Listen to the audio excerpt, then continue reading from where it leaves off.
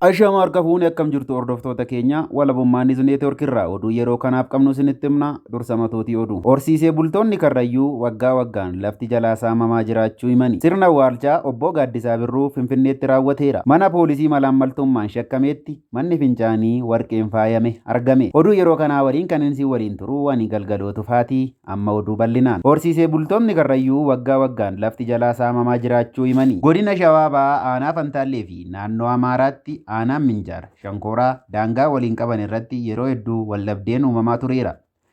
Rakkoon naannolee lamaan gidduutti uumamu lafa dheedumsaa fi horsiisaa beelladaatti qabamus bu'uurri isaa garuu lafa babal'ifannaa weerartoonni Amaaraa gaggeessaa jiran ta'uu jiraattonni aanaa Fantaallee himaniiru. Jiraataa naannichaa kan ta'e Ibraab Roobaa lafti Oromoota Karrayyuu dhiibamuu kan jalqabe bara 2003 akka lakkoofsa Bashaatti irraa eegaleeti jechuun walabummaa newsnetworkiif himeera. Lafa amma naannoo Amaaraa wajjin irratti wal dhabnu kana sirriittiin beeka. Asumattan dhaladhee guddadhe kan jedhu Ibraam gaara Gaalaa, Dugda Daalachaa, Malkaa Jiloo, gaara Cobii fi daandii aspaaltii gara Jibuut geessurraa immoo bakka Qorqee jedhamu ganda Xuuxxuutii weerartoonni Amaaraa humnaan qabatanii jiraachuu himeera. Daandii aspaaltii guddicha irrattis magaalaa Uraa Godaanaa jedhamtu hundeessuun taappeellaa naannoo Amaaraa ta'uu ibsu dhaabuun manneen barnootaa fi waajjiraalee akka banatanii jiran dargaggoon kun walabummaa newsnetworkiif mirkaneesseera.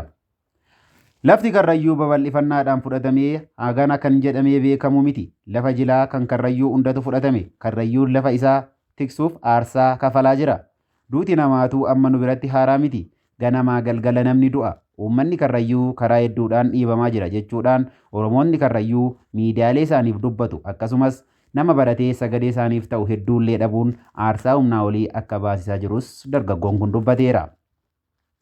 Lafa weelaraan qabamu kanarrattis bifa qindaa'een dhalattoonni naannoo Amaaraa qubsiifamaa jiraachuun beekameera. Hanga ammaatti lafti Karrayyuu fudhatamee sirriitti beekamuu baatus tilmaama kiyyaan hanga kiiloomeetira 45 kan ta'u lafti keenya fudhatameera. Warra kana mootummaa naannoo Amaaraatu gurmeessee bifa qindaa'een qubsiisaa jira. Kanaaf immoo chaappaa isaanii ragaa qabatamaa ta'e of harkaa qabna jechuun dargaggoo Ibraam himee jira.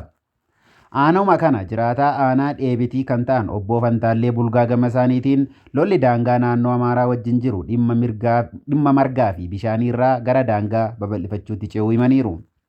Lafti Karrayyuu akka malee saamamaa jira.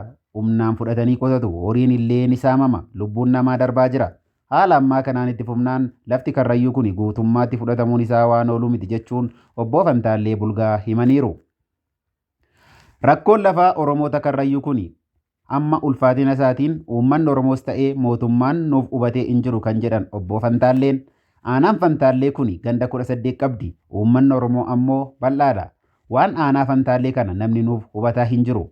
Gama Amaaraatiinis gama Affaariinis daangarra jirra.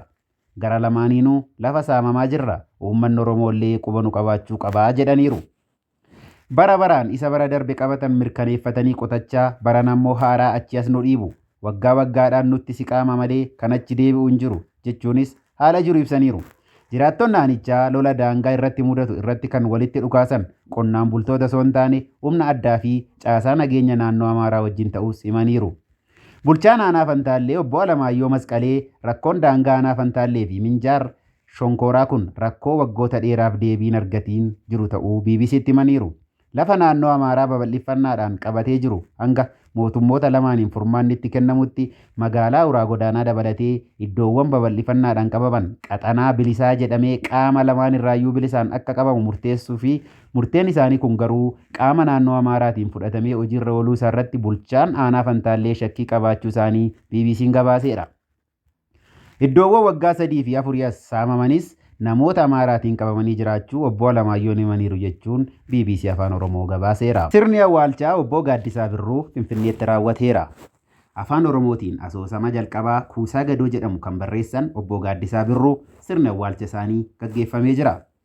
Seenaan gabaabaa obbo Gaaddisaa Birruu Waaquu akka ittaanutti dhiyaata. Obbo Gaaddisaa Birruu Waaqaa onkoloolessa 6 bara 1950 akka lakkoofsa Abashaatti abbaa isaanii obbo Birruu Waaqaa fi harmee isaanii aaddee Bijigee Gonfaarraa godina Arsii aanaa Lemmuu fi Bilbilootti dhalatanii guddatanii. Akkuma ijoollee baadiyyaa kaanitti hanga umuriin isaanii barnootaaf ga'utti loon bobbaasanii galchuu, hojii qonnaa fi hojiilee biroon maatiin ajajan hojjechuudhaan dabarsanii. Yeroo umuriin isaanii barnootaaf qaqqabu kutaa 1-8 mana barumsaa Boqqojjiitti erga baratanii kutaa 9-10 mana barnootaa Raas Daargee har'a Assallaa sadarkaa lammaffaa jedhamutti baratanii. Obbo Gaaddisaa Birruun yeroo waggaa 5ffaa isaanii abbaan waan jalaa boqoteef ilma abbaa malee ifaajii harmee isaaniitiin guddatanidha.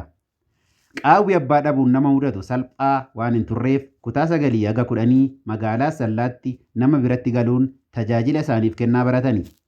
Haalli ture barnoota isaanii akka itti hin fufne waan taasiseef barnoota addaan kutuun ogummaa barsiisummaatiin akka hojii qacaraman dirqisiise.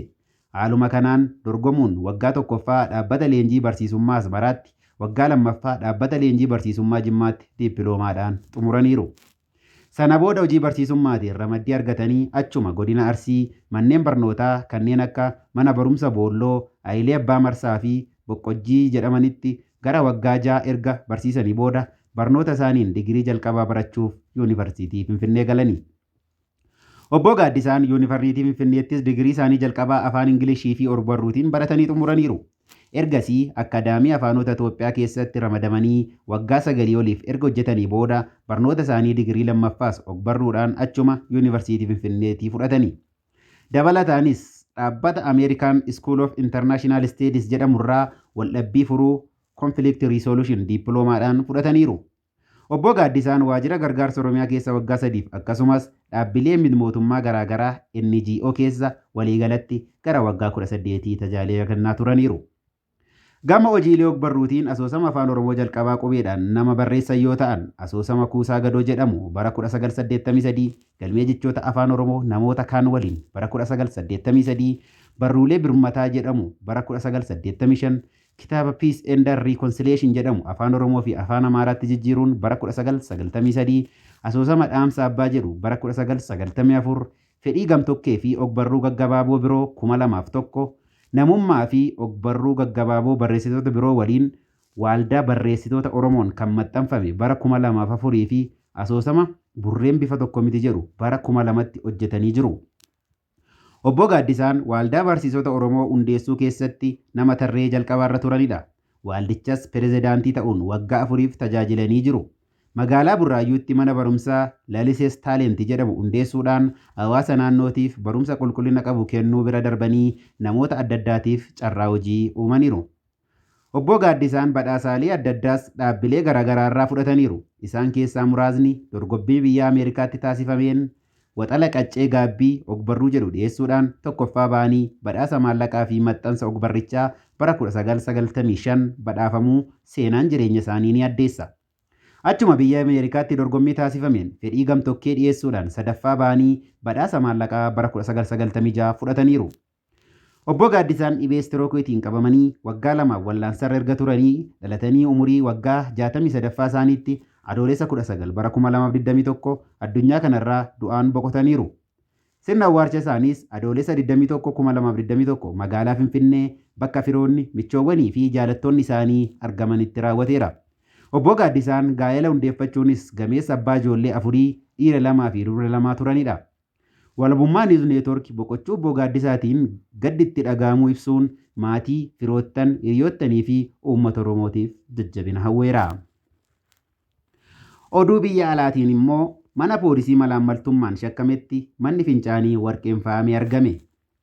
Manni fincaanii warqeen faayamee fi meeshaaleen gati jabeessi biroo mana poolisii qorattoonni Raashiyaa sakattaan keessatti argameera.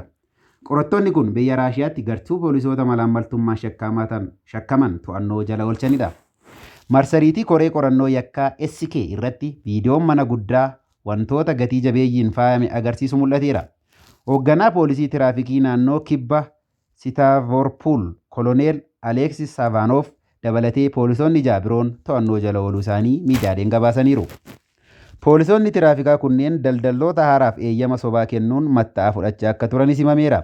Eeyyamni kun konkolaachistoonni kellaa yommuu ga'an fe'umsa eeyyama hin qabne kan akka midhaanii fi meeshaalee ijaarsaa dabarsuu akka danda'an isaan gargaara akka tures himameera. Sochii farra malaammaltummaa kana irratti humnooti poolisii kaabaa Kaakakusus Raashiyaa hundi irratti hirmaataniiru.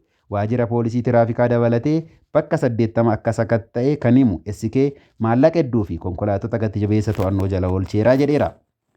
Dhaabbanni qorannoo Raashiyaa SK gartuun Saavanoof waggootii hedduuf matta'aa gara doolaara 200,000 fi 55,000 olitti tilmaamamu fudhachuu isaanii himeera.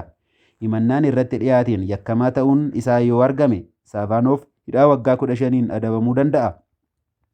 Ittaanaan isaas Aliskaandar kanneen to'annoo jala oolan keessaa tokko ta'uun himameera. Naannicha keessatti poolisoonni tiraafikaa 35 ol to'annoo jala ooluu isaanii miseensi paarlamaa Aliskaandar Kirishcheen miidiyaaleef himeera jechuun BBC fi Aljeziiraan balballoomsaniiru. Egaan hordoftoota walabummaa newsnetwork oduun yeroo ammaaf qabnu isan gammaa ture. Odeeffannoo keenya biroo waliin turtii gaarii isiniin jenna.